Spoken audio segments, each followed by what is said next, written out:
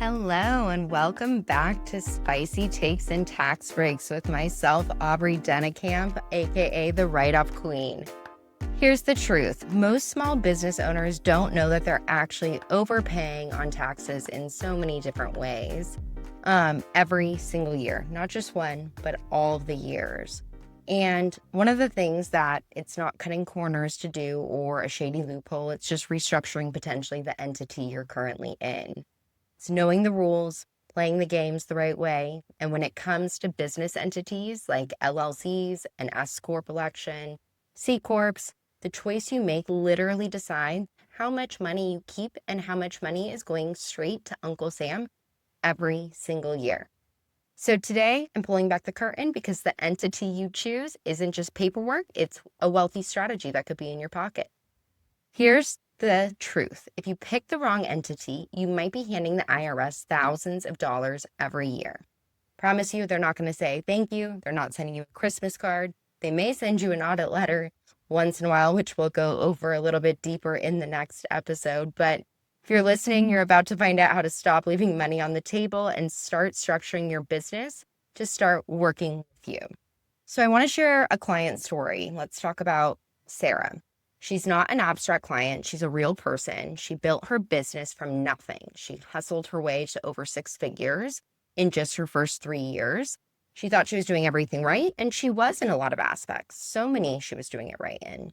But she was set up as an LLC. She thought her liability was good, which in a respect it was, owning the several multiplications we'll go into further later. But she did set up an LLC. She filed her taxes each year. She kept the receipts she thought she needed. But what she didn't do is elect as an S Corp. She got slammed with almost $40,000 in self-employment taxes alone in 2023. No one had discussed with her the difference between LLC and an S Corp election. So by default, she thought she was doing what she should with that LLC. But realistically, by default, she was taxed as a sole proprietor. The Corporation Commission didn't give her a tax break. But Sarah really isn't alone. There's so many other people like this. My dad was one of them for years, and it took me years to learn it myself to know how to advise him. But according to the IRS, a statistic that I recently read was over 70% of small business owners actually operate as sole proprietors or just default to an LLC.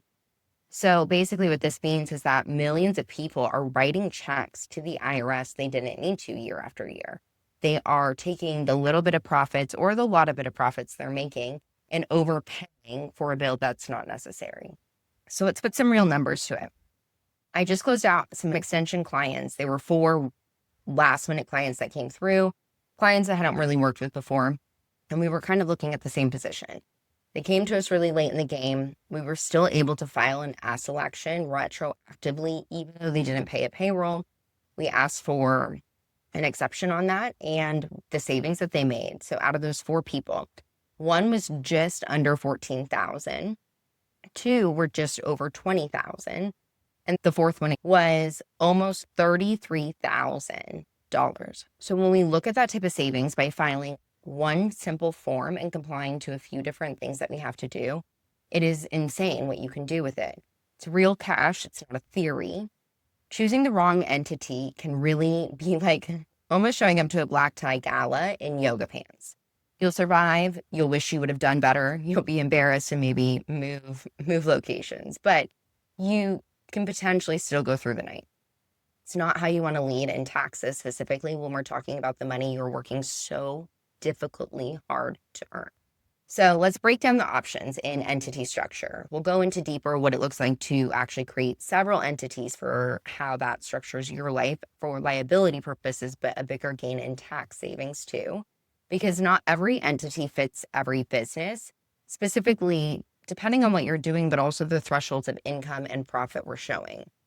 So a sole proprietor is perfect if you're just starting out with a side hustle, some money coming in, and you still want to have some deductions on your tax return. You have low revenue, maybe minimal admin fees, if at all. But once you pass that 30, 40K profit mark, the tax burden outweighs the simplicity. And again, even with that 30, 40K profit mark, you have to have essentially no liability that can come at you for that to still be advantageous in any way. So creating an LLC, everyone knows that's great for legal protection, but let's think of it as just a legal shield. It does not do anything for liability for your taxes and liability from your clients, your business debts, all of that. It's amazing. You should always, always, always have an LLC for every entity. We can go into that again during our next session, but tax wise, it defaults back to a sole prop unless you elect otherwise. So you're really not getting any sort of tax savings by creating an EIN or becoming an LLC. There's not anything that happens there other than the liability from your business debts, what can happen with your clients, someone comes to sue you. But it's best for new businesses testing the waters, seeing if it's going to be a long-term thing, if maybe you're not profitable yet, a lot of carryovers from startup costs. Another entity is going to be obviously the partnership. This is for 2 or more owners. It works well if you're building something with a shared investment, but there's always going to be something tricky that comes along. Let's call it a messy divorce. Let's call it your partner, your best friend from elementary school, and you guys have ran the business 5 years now, amazingly. One of your partners has 3 kids and you're only having 2. The advantages in the sense of deductions that we're going to advise you to take aren't going to be advantageous unless we do some sort of multi-level structuring at that point or separate it from the beginning. So it's best suited to trust long-term partners where you can, but tax reporting can get really complex, specifically if you're wanting to maximize on all the deductions. But it's flexible for really small groups, and depending on what you're doing and what the actual oversight is, can be advantageous. But the S Corp, let's really zoom in on this one. It is one where all the magic happens typically. An S Corp is the sweet spot for almost any entrepreneur that is profitable. As an LLC, all of your profit is being hit with self-unemployment tax. That's 15.3% right off the top. It doesn't matter if you take it out of your business account, if you touch it, you reinvest it in your business, every dollar is taxed if it is your profit at the end of the year, whether it's in your personal bank account or in your pocket or the business's. So picture this, you're netting, let's say $100,000 profit. As an LLC, you're paying about $15,300 in self-employment tax alone. You have to add again your income tax on top of it, but that number hurts alone. With an S Corp, you split your income into 2 different buckets. So you have a salary. This part does get hit with your payroll taxes, but your business is now paying you as an employee. So they're picking it up and taking that deduction for it. So you're saving on both ends. The tax you were going to pay anyways, you're being double taxed by the IRS now, but you're also getting that business deduction, removing that AGI. So you also have distributions. This part is no longer susceptible to the $15,300 from that $100,000 if that was still going to be your distribution. So this is where it gets really tricky. So if you pay yourself, let's say a $50,000 reasonable salary, only that piece is going to be hit with payroll tax. The other $50,000 in distributions, that flows through as solely a draw to yourself. So you're skipping the self-employment tax fully now because it's an entity giving it to you versus self-giving. That alone saves around $7,600. And that's just an example, but that is based on just that one election for $50,000. If your profit is higher, let's call it 150K, 200K, the savings are compounding fast based on it.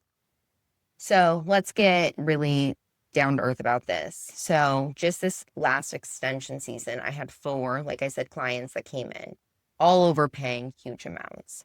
When they walk back with that type of investment, the ideas that they have in the sense of, one, several more tax savings that are great, but they also have ideas on how they can make that generational wealth for their children or invest it back in their business in a way that is not touched by Uncle Sam first.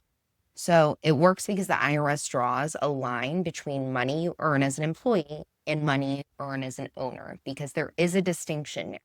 You're creating your own tax return. So there is an added expense. You have an 1120S that you're having to file every year. So instead of having it just be a Schedule C on your 1040, you're having this extra return, not create the K1. So basically that is your, let's call it a 1099 W-2. It's not called that, it's a K1.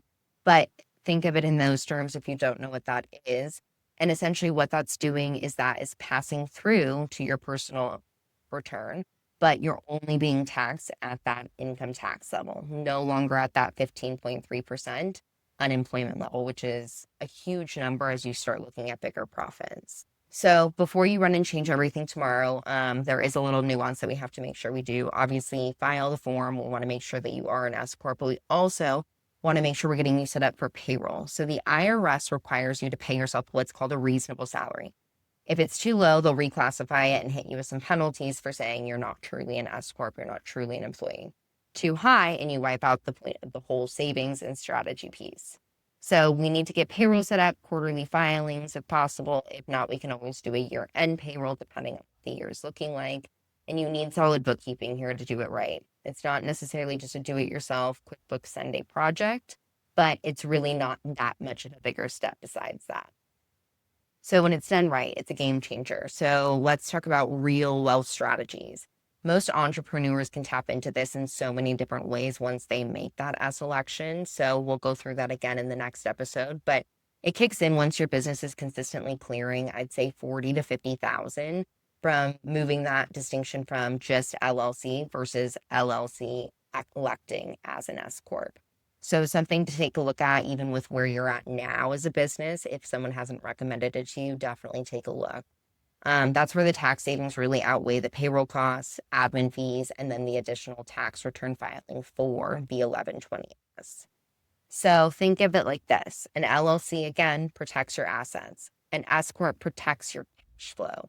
And that's why for so many entrepreneurs, this is that sweet spot, so to call it. I want to make a reminder again, you're still an LLC. Nothing changes in that respect. You're still getting all of that legal protection, but you're cutting your self-employment tax bill by splitting income into salary and distributions. So again, after 40 to 50,000 in profit, definitely take a look. All right, let's jump into the last entity here. So this one gets a bad rep for double taxation all the time. It's the C Corp. But there are times that this is going to work for people. So if you're building something that needs investors, you're issuing stock, you are pulling a Rob's rollover from your 401k, a C Corp might be the play that you need to make. But for most small business owners, for a startup, it's not really going to be the one you're looking to do typically. So here's the spicy truth. The IRS doesn't care that you're an LLC. They're really caring how you file. I want us to keep that in mind as we're getting ready to wrap up 2025. Everyone needs to be taking a look at how they're structured. It's still not too late, even though we've missed deadlines. There's a lot we can do still moving forward. All right, so other things that we could take a look at. Landmines, I guess, is a great one. The stuff that tricks people up most of the time. What do we do when we hit a certain point? So again, reasonable salary. We just went over that very briefly. But what that means is if you're an S Corp owner, you're having to pay yourself a salary. It can't be too low. It shouldn't be too high. But what happens if you're too low? The IRS is going to knock on your door. They're going to nail you. We don't want that. We don't want to back pay those payments. If you're too high, you're giving away the advantage and overpaying them both as an employer standpoint and now as the business owner employee. We also want to make sure that we're looking at pass-through elections. So there's a lot of states like Arizona where we're at now, California, New York. They have special rules that can either save you or wreck you on your taxes. You can file different exemptions or you can do different pass-through elections, which are a great thing depending on where you're at and your income levels.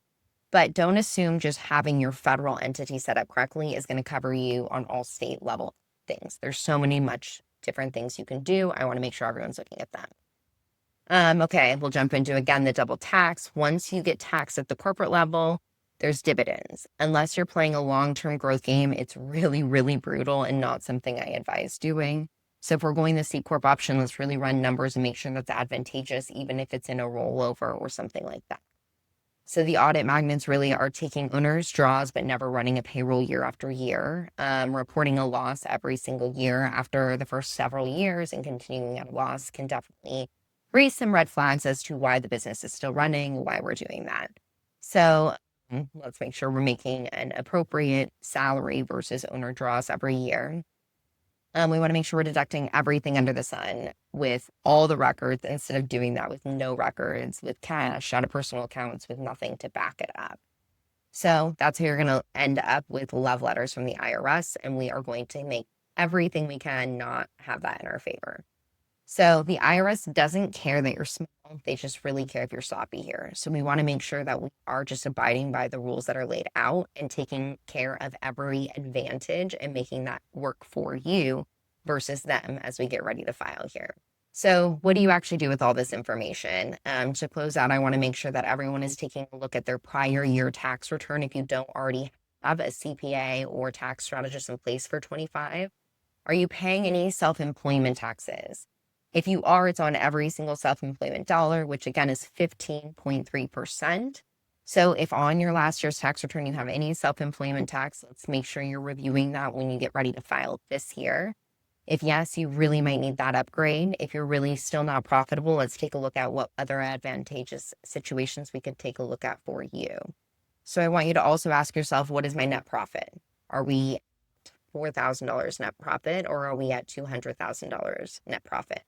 If over 40,000, I want to make sure the S Corp is being looked at because that may be your best friend. Make sure you're evaluating payroll if you are an S Corp already. Are you on salary for 2025? Are you already set for what wages make most sense with your projections for last quarter of this year?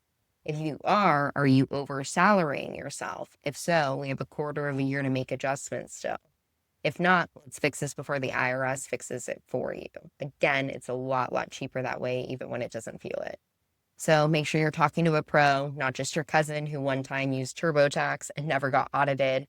A real CPA or strategist who can run the numbers for you, give you projections. A lot of that can be done for free on your end. So make sure you're talking to someone who can run those for you before 12/31. So I also want to bust a myth right here before we jump off. Changing structures does not automatically trigger an audit. I've heard that time and time again. It's an urban legend. The IRS does not care about you making a business change. They care if you're sloppy when you do it or if you're taking advantage where they can't also.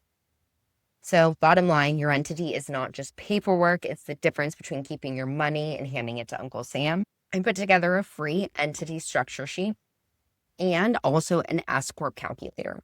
Again, this is free. It's down below in the link. You can stop guessing. You can grab it. It shows you notes on how to use it. The spreadsheet is a 2-input. Here's where I'm at now.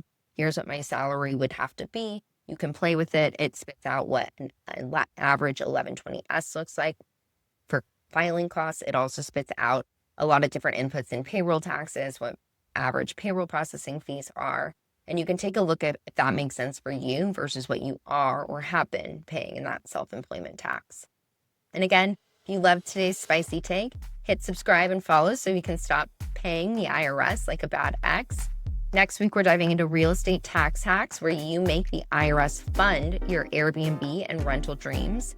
You don't want to miss it. This is Aubree Denekamp, again known as the write-off queen, teaching you to wear the crown, keep receipts, and keep money where it belongs, with you in your pocket, not the IRS's.